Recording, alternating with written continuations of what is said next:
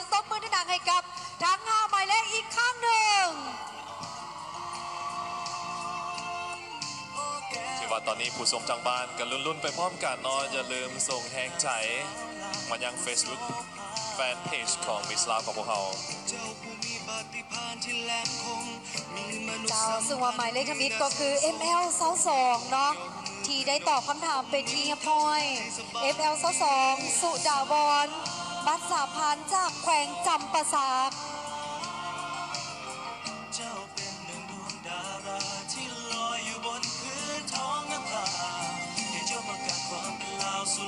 ติดตามมาด้วย MLC พรสนิทรัตนศักดิ์จากแขวงอุดมไซ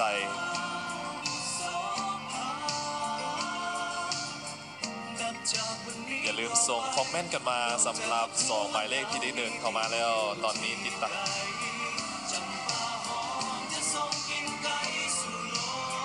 และผู้ต่อไปแมน ML2 บุตรดาวจันทลีจากแขวงอุดมไซเช่นเดียวกัน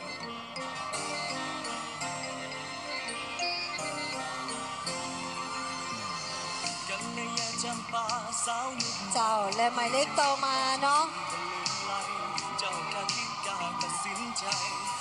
นั่นก็คือหมายเลข ML23 โจแอนโพธิวัฒน์เนาะจากแขวงนครหลวงเวียงจันทร์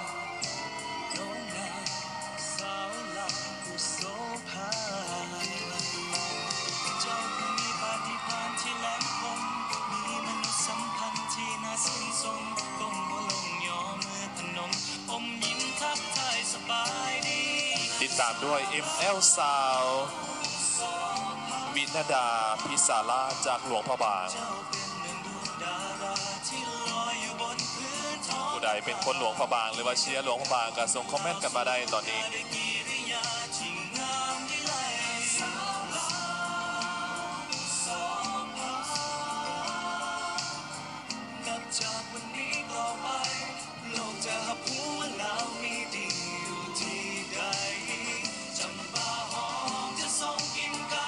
เจ้านอนเลยในตอนนี้ก็ถือว่าครบทั้ง5หมายเลขแล้ว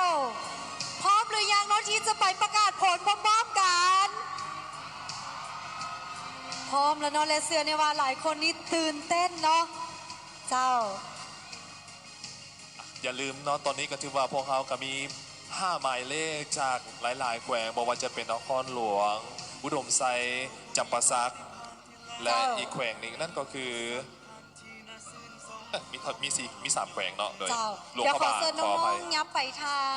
ขวามือน้อยหนึ่งเนาะเดี๋ยวทางด้านหน้าเลยเนาะเดี๋ยวยับไปทางขวามือด้านหนึ่งเนาะยับไปทางด้านขวาน้อยหนึ่งเจ้า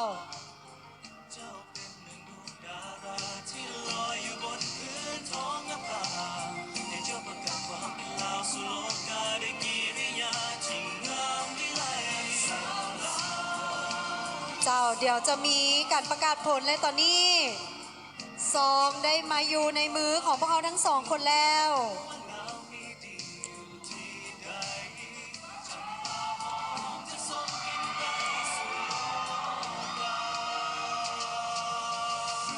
และในตอนนี้เราถือว่าเขาจะเริ่มประกาศจากห้องอันดับ4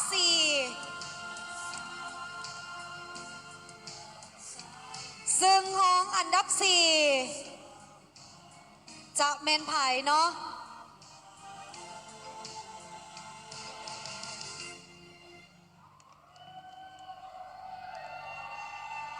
ซึ่งว่าห้องอันดับ4ได้แก่หมายเลขใดห้องอันดับ4หรือว่าเป็นอันดับที่5เราได้แก่หมายเลข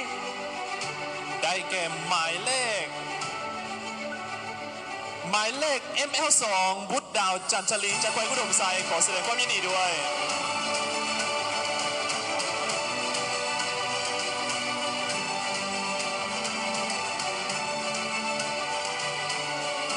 ซึ่งว่าจะได้รับเป็นมงกุฎเพชรจากท่านขอบวงบุญค่ะ30 ล้านกีบและในตอนนี้ขอยินเซิร์นทานนางจันทามาลาสายสนิทประธานกลุ่มบริษัทมิราเคิลกรุ๊ปเป็นคนมอบนะขอยินเซิร์น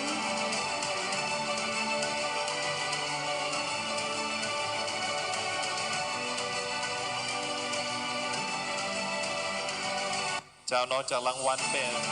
มงกุฎเพชรจากห้านคำพวงแล้ว ก็จะมีเป็นสายสะพาย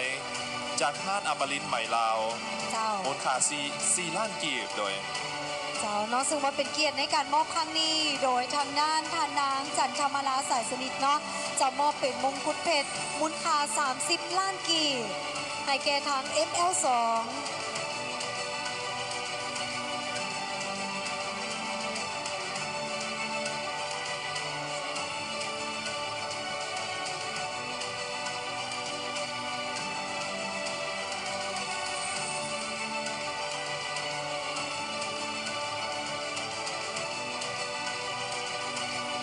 เจ้าก็ตำนับต่อไปก็ขอเชิญทางทานภูมิลักษณ์เลิศวิเศษไซผู้ถือลิขสิทธิ์ Miss World International ลาวให้เกียรติขึ้นมาเพื่อมอบสายสะพาย จากอมรินทร์ผ้าไหมนมูลค่า4 ล้านกีบขอเรียนเชิญ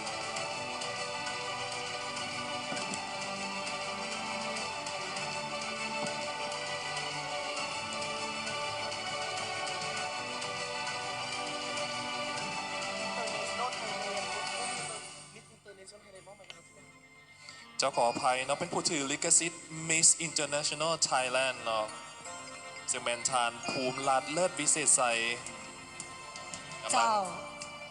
กำลังมอบสายสะพายในตอนนี้สำหรับห้องอันดับ 4 ของนางสาวลาวประจำปี 2019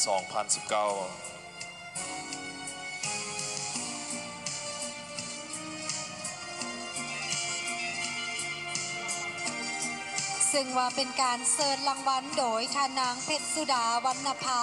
นางสาวผู้พังดีจากเวทีนางสาวลาวประจำปี 2018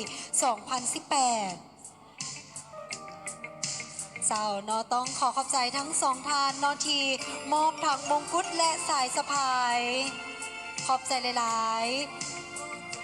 ๆและต่อไปจะเป็นการมอบเงินสดจำนวน 8 ล้านกีบพร้อมด้วยว่าเป็นเงินสดเนาะ8 ล้านกีบโดยท่านนางป่านีกินดาวงศ์ห้องหัวหน้ากรมขบวนการสาวหนุ่มประชาชนปฏิบัติลาว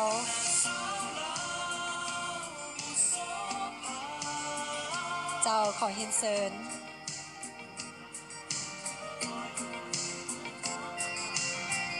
ถือว่าตอนนี้พวกเรายังอยู่ในการมอบรางวัลของอันดับ 4 ของนักสาวลาว2019ซึ่งได้แก่หมายเลข ML2 นั่นเองน้องบุตรดาวจันทลีจากแขวงอุดมไซ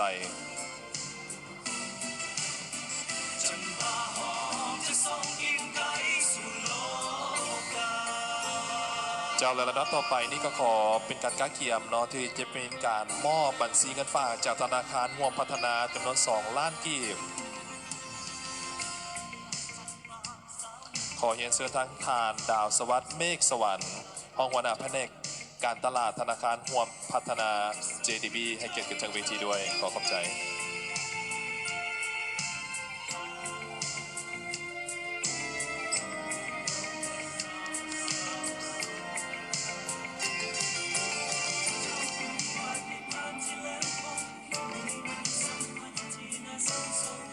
เจ้าและพร้อมเดียวกันนั้นก็ขอเฮียนเชิญทางทานลินดาหลูผู้กำกับละครโทรภาพและพวกเราจากปักกิ่งซึ่งว่าจะขึ้นมามอบทุนการศึกษาจาก CAAC so now we would like to invite Mr. Linda Hu from the CAAC up on the stage เจ้าขอฮินเซิร์นเนาะซึ่งว่าเขาก็ได้ประกาศไปแล้วเป็นห้องอันดับ 4 หรือว่าอันดับที่ 5 เนาะสำหรับนางสาวลาว 2019 ซึ่งว่าเป็นทุนการศึกษาเนาะจากทางด้าน CAAC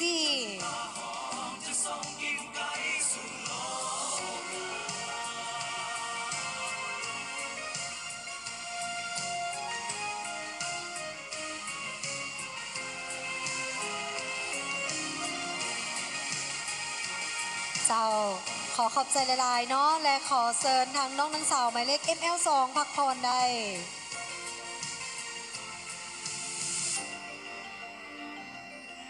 เจ้าขอเสียงตบมือได้หนังอีกครั้งหนึ่งให้ ML2 ซึ่งได้ครับห้องอันดับ 4 และต่อไปจะมาประกาศรางวัลห้องอันดับที่ 3 หรือว่าอันดับที่ 4 เนาะ ซึ่งว่าผู้ที่ได้รับรางวัลของ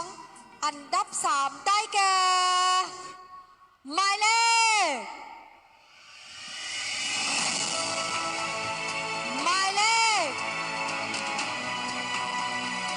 ML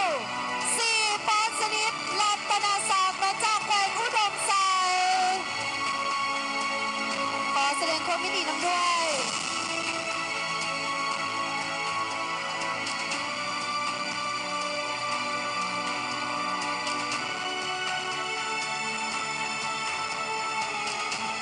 เจ้าแล้วนะต่อไปนี้ก็ขอเรียนเชิญ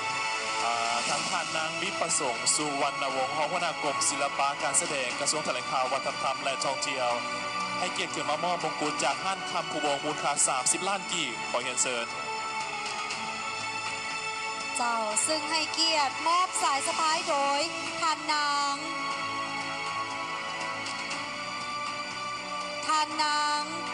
เวียงตุอุลาเพชรสังหารเนาะเจ้าของอมรินทร์ใหม่ลาวขึ้นมอบเป็นสายสะพายมูลค่า4 ล้านกีบ ซึ่งมาเสนำรางวัลในครั้งนี้แม่นางมานิดาแน่นหวงมาลาเป็นรองอันดับ 3 นางสาวลาว 2018 และพร้อมเดียวกันนั้นก็ยังมีการมอบเงินสดอีก 8 ล้านกีบพร้อมด้วยสายสะพายจะขอเฮียนเซินทางท่านนางพูนเงินจันทราศรีภาคการรักษาการผู้อำนวยการสถาบันการเงินจุลภาคที่รับฝากเงินสายใยสัมพันธ์ เจ้า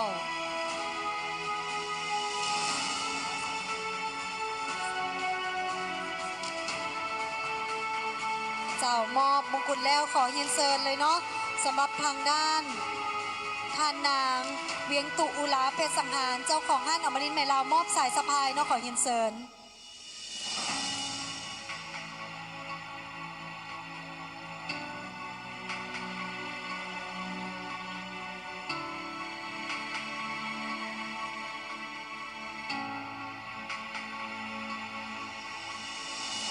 เจ้าและก็จะเป็นการมอบเงินสดจำนวน 8 ล้านกีบเนาะขอหินเซินทานางภูเงินจันทรศรีหักษาการผู้อำนวยการสถาบันเงินฝากสถาบันนอกการเงินจุลภาคที่หับเงินฝากสายใยสัมพันธ์เนาะขอหินเซินเจ้าและภายหลังที่มีการมอบเงินสด 8 ล้านและพวกเขาจะขอเยียนเชิญท่านนางบัววอนจันทานิเลอร์สมาชิกสภาบริหารธนาคารหัวพัฒนา JDB ขึ้นมามอบเงินฝากบัญชีเงินฝากจำนวน 2 ล้านกีบขอเยียนเชิญเจ้าเนาะขอเฮียนเซินเนาะทางด้านทานนางบัววอนจันทานีเลิศสมาชิกสภาบริหารธนาคารรวมพัฒนาหรือ JDB ขึ้นมอบเป็นเนาะบัญชีเงินฝากจำนวน 2 ล้านกีบ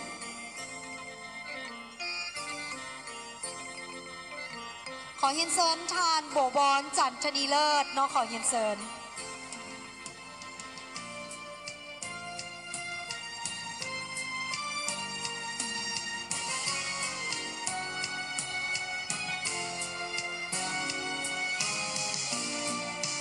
ซึ่งมาเป็นการมอบบัญชีเงินฝากจำนวน 2 ล้านกีบเนาะโดยทานบัววอนจันทนีเลิศ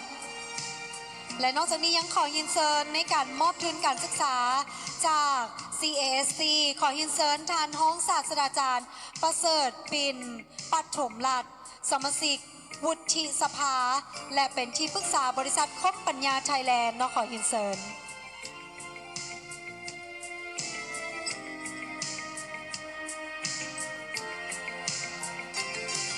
เจ้าถือว่าตอนนี้พวกเรากันอยู่ในขั้นตอนการมอบรางวัลให้แก่ห้องอันดับ 3 ของนางสาวลาวประจำปี 2019So a while ago we just have the fourth runner-up, and right now we have the third runner-up for Miss Lao 2019.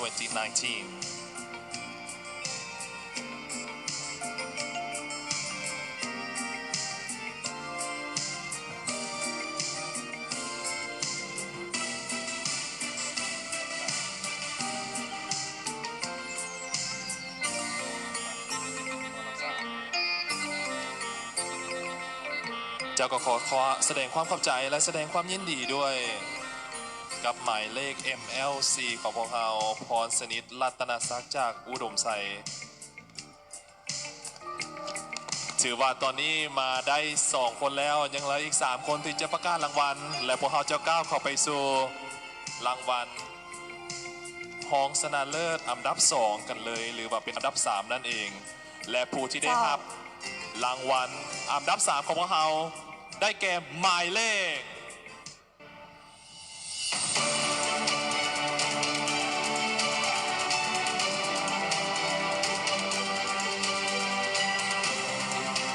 ได้แก่หมายเลข ML2 สุดาวรปันสาพันธ์จากแขวงจำปาสักขอแสดงความยินดีด้วย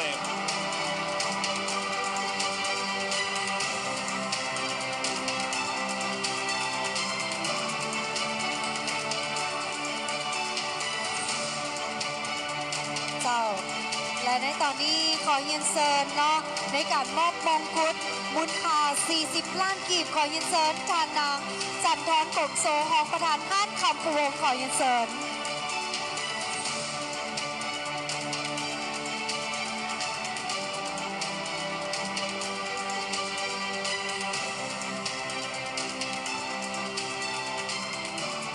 ขอเยียนเซินเนาะทานนางจันทร์กลมโซหองประธานห้านคำพวงเป็นเกียรติในการมอบมงกุฎด้วย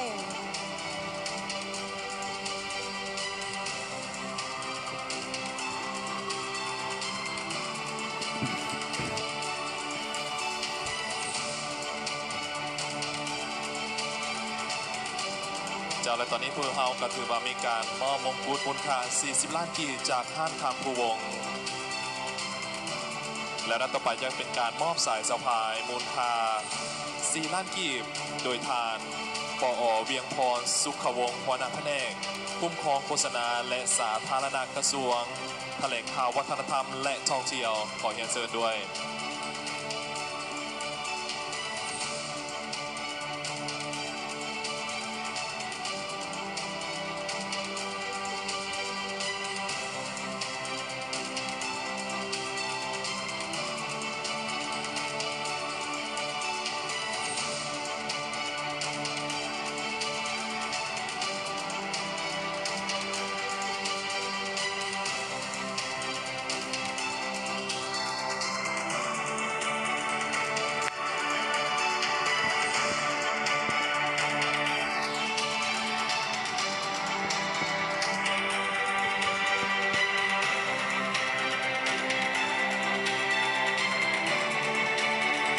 เจ้าต้องขอแสดงความยินดีเนาะกับทาง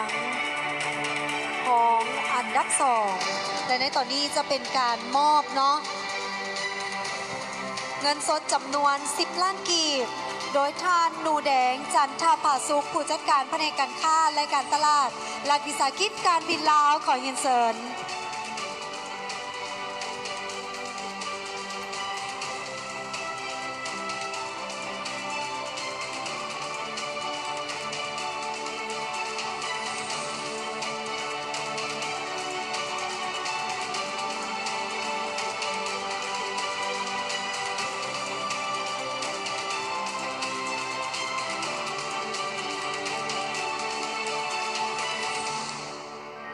เจ้าพลันมีการมอบเป็นเงินสด10 ล้านกีบแล้วพวกเขาจะขอเรียนเชิญทางทานสุริยาบัวศรีสุวรรณที่ปรึกษาการตลาดธนาคารห่วงพัฒนา JDB ให้เกียรติขึ้นมามอบบัญชีเงินฝากจำนวน3 ล้านกีบ เจ้าขอเรียนเชิญเนาะมอบเป็นบัญชีเงินฝาก3 ล้านกีบขอเรียนเชิญทานสุริยาบัวศรีสุวรรณที่ปรึกษาการตลาดธนาคารห่วงพัฒนาหรือ JDB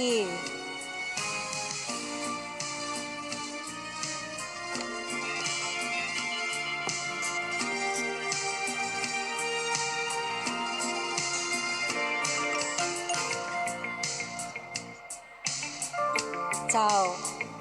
และต่อไปก็คือจะเป็นพิธีการมอบทุนการศึกษาโดย CASC ซึ่งเป็นเกียรติมอบโดยทานสมสนุกมีชัยรองประธานสมาคมนักข่าวแห่งสปป.ลาวขอเรียนเชิญ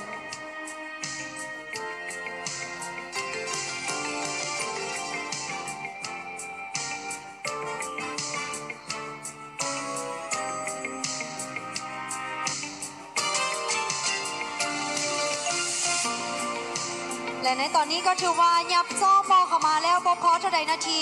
ก็จะได้รู้แล้วว่าไผที่จะสามารถควบมงกุฎว่ามูลค่า70 ล้านกีบไปครอบครองเป็นมงกุฎทรงเกียรติเนาะจากทางฮั่นคำปูวงศ์ซึ่งเหลือเพียงแต่2หมายเลขก็คือ ML สาวและ ML สาว3 ML สาว3นอโจแอนโพธิวัฒน์จากนครหลวงวิจารณ์และ ML สาววินาดาพิสาลาจากหลวงพระบาง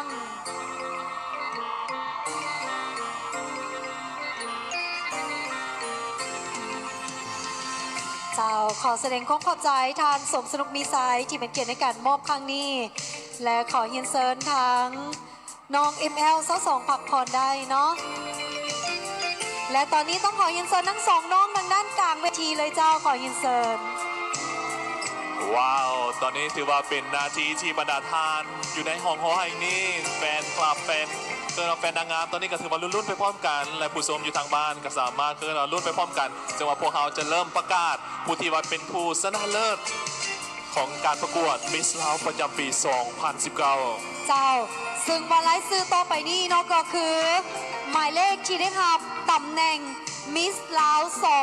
2019 และหมายเลขที่บได้ประกาศจะได้รับของอันดับหนึ่งซึ่งหมายเลขที่ได้รับเป็นตำแหน่งมิสลาว 2019 ได้แก่หมายเลข ได้แก่หมายเลข หมายเลขใดนั่นก็คือหมายเลข M L สาวนาจากแควงหลวงพระบางวินาดาพิสาลาจากหลวงพระบางและหมายเลข M L สามก็คือทองอันดับหนึ่ง เจ้าก็ขอแสดงความยินดีด้วยวินาดาพิสาราจุลพระบางคว้ามงกุฎในปีนี้ไปครองและหมายเลข ML3 โจแอนโพธิวัฒน์ถือว่าจากนครหลวงวิจารณ์เป็นห้องชนะเลิศอันดับหนึ่ง เจ้า และตอนนี้ถือว่าเขาจะมอบเป็นรางวัลชนะเลิศเนาะก็คือรางวัลนักสาวเล้า2019 กันก่อนเนาะฉะนั้นขอยืนเซิร์นหมายเลข FL ซาวเนาะทางด้านกลางเนาะขอเซิร์นฉะนั้นในตอนนี้ขอเยียนเซิร์นท่านนางบัณฑิตปทุมวันทองประธานศูนย์กลางสหพันธ์แม่หญิงลาวเกินเป็นเกียรติในการมอบมงกุฎเพชรมูลค่า70 ล้านกีบซึ่งเซิร์นมงกุฎโดยนางสุทธิดาอานุสินนางสาวลาว 2018 ถือว่าปีนี้การมาพูดกันไปตัวแทนสาวงามจากหลวงพระบางคว้ามงกุฎของปีนี้ถือว่าแฮงเชียร์นี่ก็ดังมาตลอดแต่ตอนเริ่มงานจนมาฮอดปัจจุบันสำหรับหมายเลข ML ซาว ถือว่ากองเชียร์เปิดนีนาแน่นเนอะจนเลิกงานกันเลย และเป็นเกียรติในการมอบสายสะพายโดยท่านอารุณไซเลขาคณะบริหารงานศูนย์กลางสาวหนุ่มประชาชนปฏิบัติลาวขอเยียนเซินเจ้าสำหรับมูลค่าของสายสะพายนี่เป็นมูลค่า8 ล้านกีบจากห้านอมรินทร์ใหม่ลาว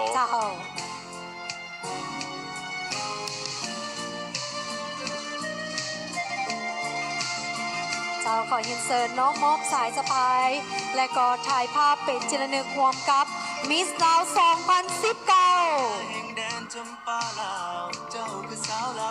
2019 งามสมกับตำแหน่งรวมไปถึงเว้าเรื่องของ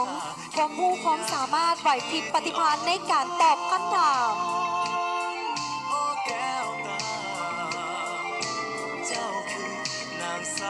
เจ้าขอเข้าใจเนาะทานนางปันดิตปทุมวันพร้อมด้วยทานอารุณไซขอขอบใจนอที่ได้ขึ้นมามอบรางวัลและในต่อไปนี่ก็คือรางวัลเงินสดจำนวน30 ล้านกีบมอบโดยทานมิเกลโอเลอร์มานผู้อำนวยการขายและส่งทางการจัดจำหน่ายบริษัทเบียร์แล้วจำกัด Next we would like to invite Mr. Mikael Olosman to hand over the cash 30 million gift from the winner of Miss Lao 2019. โลกจะหับหัวเรานี่ดีอยู่ที่ใดจำปาหอมจะส่งกลิ่นไกลสู่โลกา เจ้าพร้อมเดียวกันนั้นก็ถือว่าจะขอเชิญทางพันปอนางดาราวรกิตติพันธ์หัวหน้าองค์การกระทรวงศึกษาธิการและกีฬาเพื่อการเกี่ยมขึ้นมอบทุนการศึกษา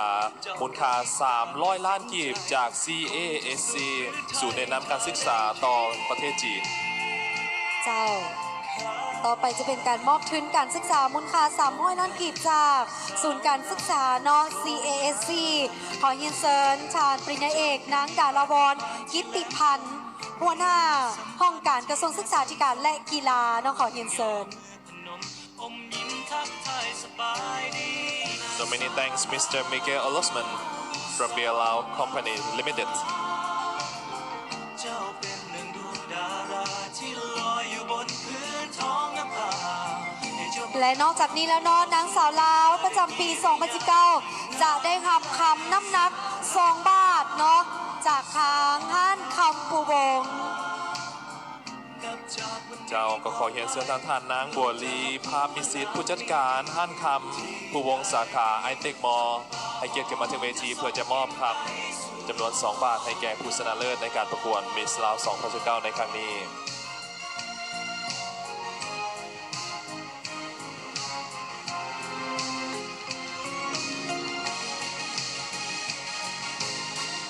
และนอกจากนี้แล้วเนาะสำหรับทางนางสาวลาว 2019 ยังจะได้รับบัญชีเงินฝากจากธนาคารรวมพัฒนาเป็นมูลค่า8 ล้านกีบอีกด้วย มีมนุษยสัมพันธ์ และเป็นเกียรติในการมอบเนาะสำหรับบัญชีเงินฝากขอเฮียนเซินทานวิไลศรีพพรผู้อำนวยการใหญ่ธนาคารรวมพัฒนาหรือ JDB ขอเฮียนเซิน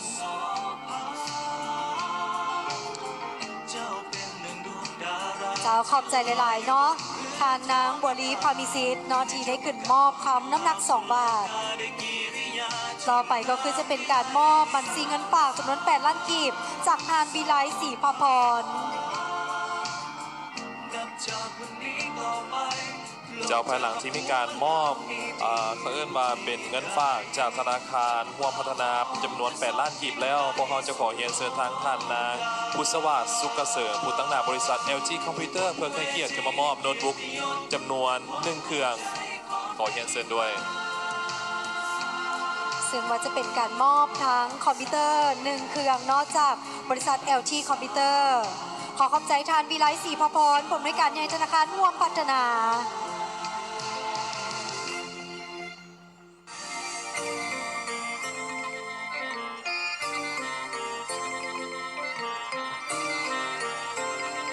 ชื่อว่า LG Computer นี่ก็ซึ่ง เจ้า อยู่รวมเป็นสปอนเซอร์ให้แก่การประกวดของเรากันหลายปี และขอแสดงความขอบใจทานนางพุทธสวัสดิ์เนาะและลำดับต่อไปจะเป็นคอร์สเสริมความงามจากห้องหมอปิยอนมูลค่า20 ล้านกีบขอเฮียนเสริญทานนางพุทธสวัสดิ์สุกเกษมปู่ตังหน้าห้องหมอปิยอนขอเฮียนเสริญ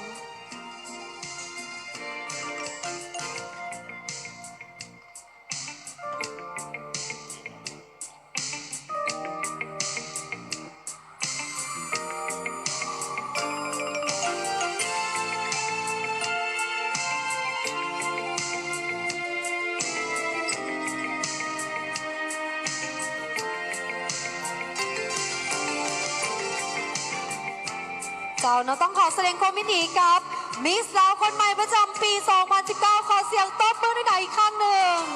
ขอขอบใจทานนางพุทธสวัสดิ์สุกเกษม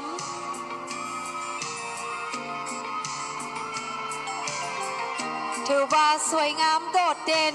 ใส่มงกุฎเข้าไปแห่งงามกว่าเก่าอีกเนาะ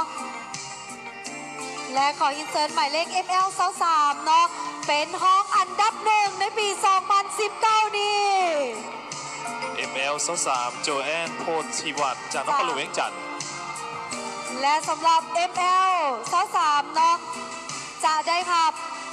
มงกุฎเพชรมูลค่า40 ล้านกีบ ขอเฮียนเซิร์นทานนางสมแสงจันทร์เพลงวินัยาของประธานโครงการประกวดนางสาวลาว 2019 ขอเฮียนเซิร์น ซึ่งเซินมงกุฎโดยท่านนางกิ่งคำนิตสวรรค์ของอันดับหนึ่งนางสาวลาว 2018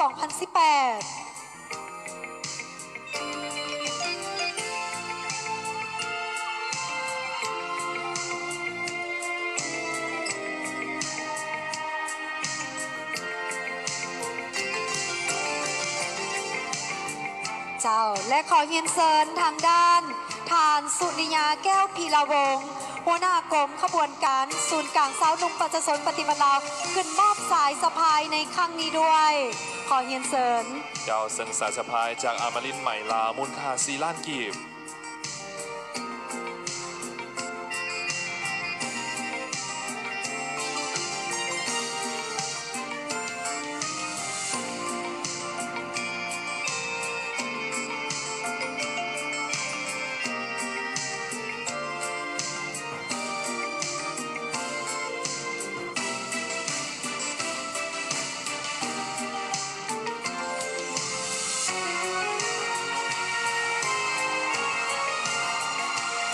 และในตอนนี้ก็ถือว่าจะมอบสายสะพายและก็จะมีการถ่ายรูปรวมกันเนาะ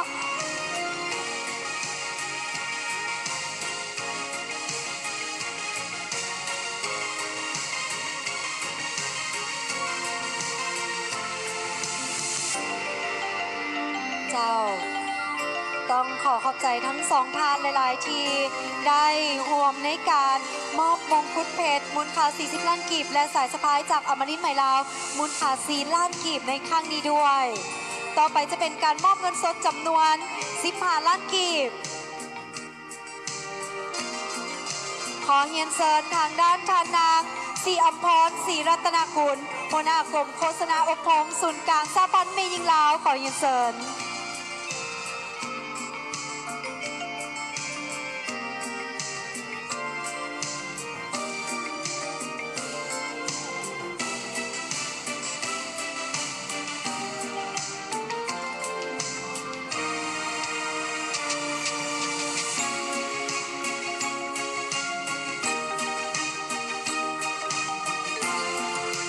ขอเฮียนเซินเนาะมอบเป็นทุนการมอบเป็นเงินสดจำนวน 15 ล้านกีบโดยทานนางศรีอัมพรศรีรัตนกุลขอเฮียนเซิน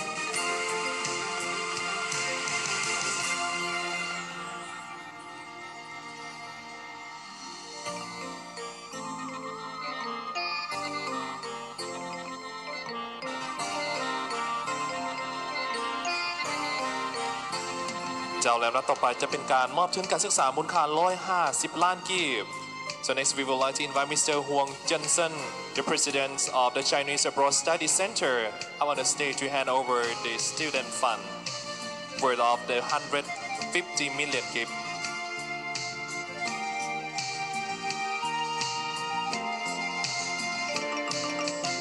กัลยาแห่งแดนจำปาลาวเจ้าคือสาวลาวผู้งามโสภางามน้ำใจ ถือว่าเป็นการมอบทุนการศึกษามูลค่า150 ล้านจากประธานศูนย์แนะแนวการศึกษาต่อประเทศจีนโดยท่านห่วงเจนเซนประธานศูนย์ดังกล่าวเจ้าและนับต่อไปนี้จะขอเฮียนเซินมันยังทานถาวรอ้วนมาลาสภาบริหารของธนาคารห่วมพัฒนาหรือว่า JDB ให้เกียรติขึ้นมอบเงินฝากจากธนาคารมูลค่า5 ล้านกีบขอเฮียนเซิน So many thanks for Mr. Huang Jensen, the president of the Chinese Abroad Study Center. เจ้าอีกครั้งหนึ่งขอเฮียนเซินทานถาวรอ้วนมาลาสภาบริหารของ JDB ให้เกียรติขึ้นมอบเงินฝากมูลค่า5 ล้านกีบ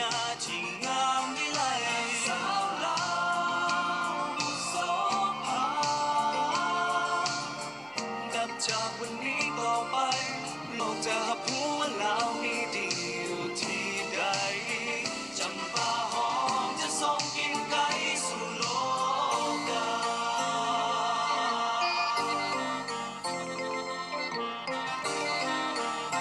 เจ้าและขอแสดงความขอบใจท่านถาวรอ้วนมาลาที่ได้ขึ้นมอบเนาะเป็นเงินฝากจากทางธนาคาร JDB รวมไปถึงโซดอกไม้งามๆน้องให้กับทางห้องอันดับหนึ่ง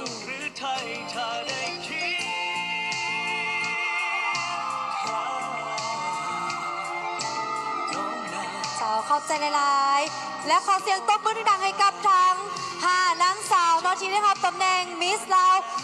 2019 และขอเชิญมิสลาว 2019 ประจำตำแหน่งเนาะก็คือตังอันทรงเกียรติ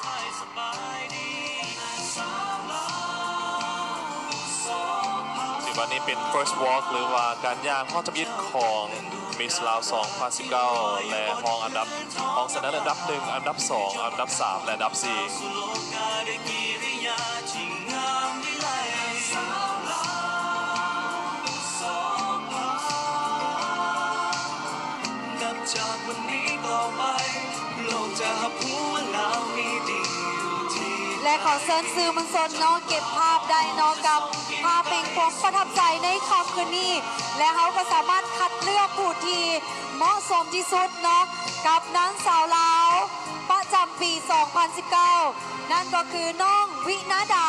พี่สาราจากแขวงหลวงพระบาง เดี๋ยวขอแสดงความยินดีด้วย ปีนี้หลวงพระบางคว้ามงกุฎของพวกเขาไป ปีกายนี่เป็นทางภาคใต้เนาะก็คือแขวงสวรรณเขตแต่ว่าตอนนี้จะเป็นทางภาคเหนือของพวกเขานี่เองเนาะที่ว่าได้รับรางวัล ก้มหัวลงย่อมือพนมอมยิ้มทักทายสบายดี เจ้าและในตอนนี้ก็ถือว่าจะก้าวเข้าสู่การถ่ายภาพรวมกับทางประธานโครงการการประกวดนางสาวลาว 2019 ฉะนั้นขอเยินเชิญทางด้านคณะการประกวดโครงการเนาะนางสาวลาว 2019 ถ่ายภาพรวมกับบรรดานางสาวเนาะขอเยินเชิญ